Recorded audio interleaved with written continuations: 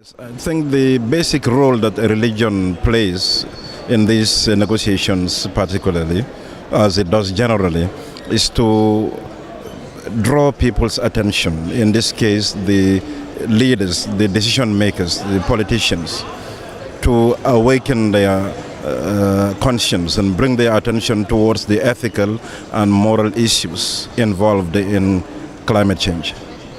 It was a declaration by Muslim leaders a few months ago this year. How important was that in breaking that message out to the mainstream? Yes, it is a landmark. It was a landmark event.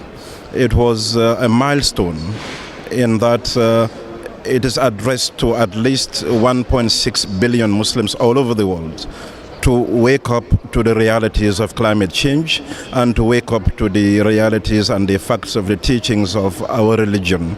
That inherently, as one of the speakers said at an event yesterday, that the Quran itself is inherently environmental. And this is what every Muslim needs to be conscious about. Can you talk more specifically about the ideas of conservation it contains? In Islam, for example, when we perform pilgrimage, for example, and put on the pilgrimage clothing, among the things we are forbidden to do is even to cut a leaf on a tree. Yes, and there have been conservation areas since the days of the Prophet that have been reserved for wildlife and for other forms of life that nobody is allowed to violate. In 2 weeks, when we finally get a Paris Agreement, what things are you going to be looking out for in there in relating to this?